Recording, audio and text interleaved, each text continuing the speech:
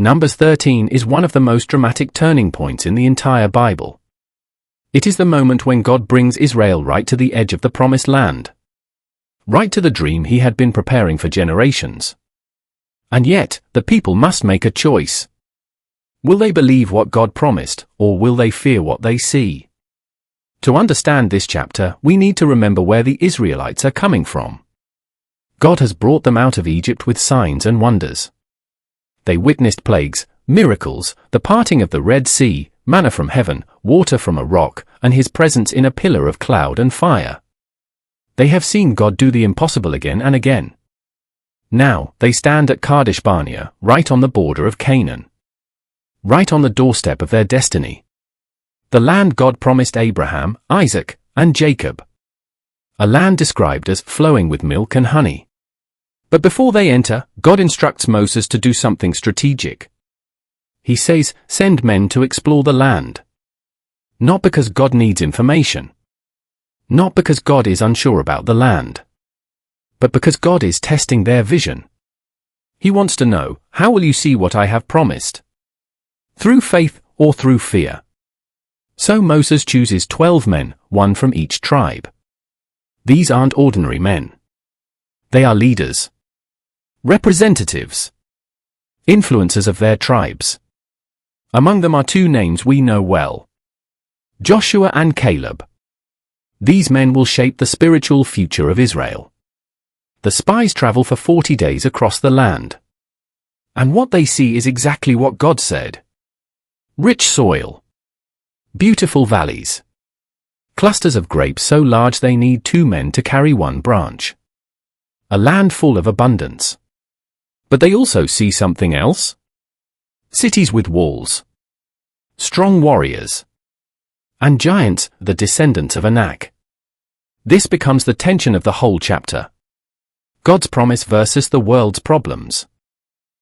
When the 12 spies return, they give 2 reports, standing on the same land, seeing the same things, but interpreting everything differently. 10 of them speak from fear. They say, yes, the land is good. But the people are too strong. The cities are too big. The giants are too intimidating.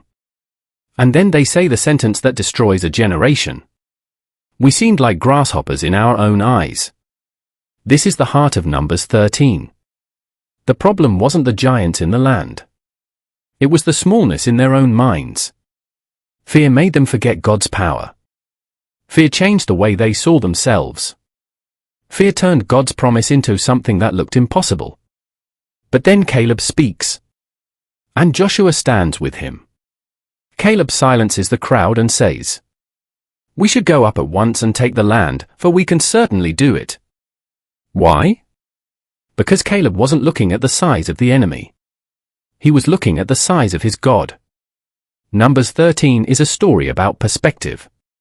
12 spies looked at the same land. 10 saw danger. 2 saw destiny. 10 saw walls. 2 saw opportunity. 10 saw giants. 2 saw God's faithfulness. This chapter teaches us something powerful. Your future doesn't depend on what you see. It depends on how you see it. Everyone faces giants. Everyone has fears. Everyone encounters obstacles standing between them and God's promises. But the difference between defeat and victory is not the size of the giant. It's the size of your faith. Numbers 13 shows us that God can bring you to the edge of your promise. But He will not drag you into it. You must choose to believe. This chapter is not only a historical moment. It's a mirror held up to every believer's heart. What promised land has God shown you? What dream has He placed before you? What opportunity, calling, or purpose have you glimpsed? But fear whispers, you're too small. You're not ready. The giants are too big. Numbers 13 invites you to answer one question. Will you trust God's promise more than your fear? Because at the end of the day, giants don't stop you. Your perception does. And the moment you choose to see through faith, like Joshua and Caleb, you step into the life God has been preparing for you. लोकगणतीच्या पुस्तकावेले वाचप 13. सर्वेस्परान मोइजेसाक म्हळें, दर एका 12 कुळांतलो एक मनीस वेचून काड आनी बेडी कशें तांकां कानान गांवांत धाड, कित्याक हो गांव इस्रायल पोरजेक दितलो. हाका मोइजेसान पाळो दिलो आनी पारानाच्या अरण्यात थावन ताणें वेचून काडलोले मनीस धाडले हे पोरी. रेउबेनाच्या कुळांतलो शामुआ, जाकुराचो पूत. सिमियोनाच्या कुळांतलो शाफात, ओरीचो पूत.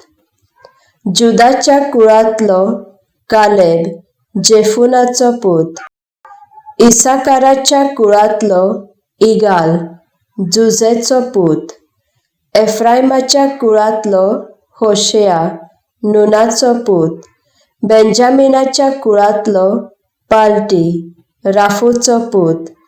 जेबुलूनाच्या कुळांतलो गाडियेल, सोदीचो पूत. मानासाच्या कुळांतलो गाडी, सुसीचो पूत.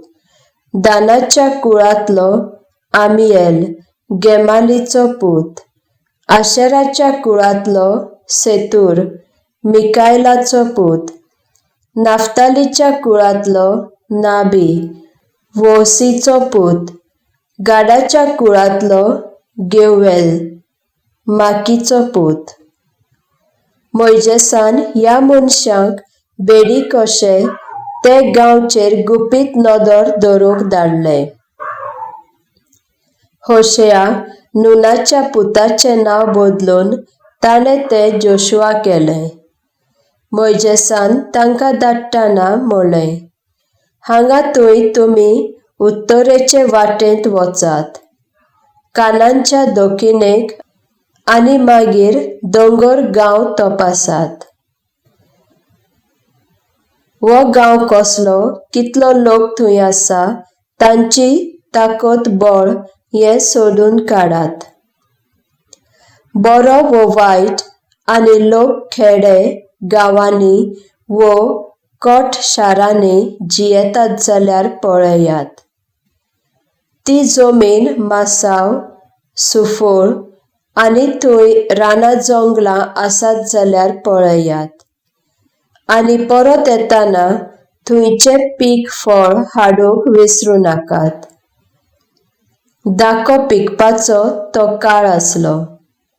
तर ते मनीस उत्तरेचे वाटेन गेले आनी गांवचे दक्षिणेक जिनाच्या अरण्यात थावन रेहोब पर्यान हामात पासा लागीं उत्तरेक पावले. दक्षिणेंतल्यान ते हेब्रोन गेले. हांगा आहिमान, शेशाय आनी तालमाय हीं कुळां वो आनाकाची सोसोत जिगात म्हणटात ते जियेताले. इजिप्तांतले जोआन स्थापचे आदीं 7 वर्सां हेब्रोन स्थापलोलें.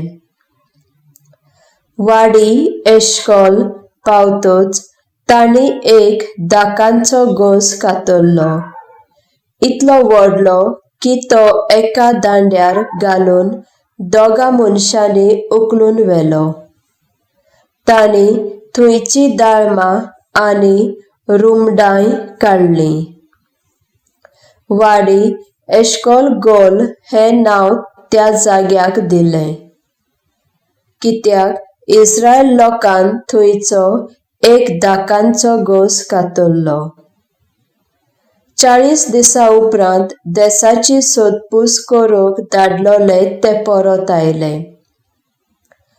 पारांच्या अरण्यांत कादेश म्हणटात थंय तांणी मोइजेसाक, आरोनाक आनी इस्रायेलाचे परजे सोदून काडलीं. तांकां आनी सगळे परजेक थंयची खबर दिली आनी त्या देसांत कितें उत्पन्न जाता तें हाडून दाखयलें. तांणी तांकां अशी खबर सांगली, तुमी आमकां धाडलोल्या देसांत आमी गेल्याव. त्या देसांत खरेंच दूद आनी मोव व्हांवता. त्या देशाचे उत्पन्न ते. पूण त्या देशांत रावता तो लोक एकदम बलिश्ट, शारां भोव व्हड आसात आनी सोभोवती दुर्गां बांदून तीं गोट केल्यांत. त्या भायर आनाकाची सोसत आमी थंय पळयल्या. नेगेब प्रांतांत आमालेकीत लोक रावतात. हितीत, आमोरीत आनी जेबुसीत लोक दोंगरी प्रांतांत रावतात. दर्या किनारेर आनी जॉर्दानाचे देगेर कानानकार लोक रावतात. मोइजेसा भोंवतणी जमलोले पोरजेक कालेबान समजायली आनी म्हणलें, आमी वचून तो देश आमच्या ताब्यांत करुया, कित्याक दुबावाविरेत आमी जिखतल्या. पूण ताचे बरोबर गेल्ल्या मनशांनी जबाब दिलो, त्या लोकां कडेन झुजूंक आमचे कडेन घडचें ना, कित्याक ते आमचेवन बलिश्ट. हे भाशेन आपूण वचून पळयल्ल्या देशाची तांणी इस्रायेलाच्या पुतादुवांक खोटी खबर दिली आनी म्हणलें, आमी खबर काडूंक गेल्याव त्या देशाचे मनीस आपल्याच मनशाक खातात. थंय आमी देखले तितलेय मनीस एकदम लांब. खरेंच म्हणल्यार थंय अरिश्ट आमकां मेळ्ळे. आनाकाची सोसत अरिश्टाची पिणकां. आमी तांचे फुडें सारके तोळ कशे दिसताले आनी तांकांय तशेंच दिसलें.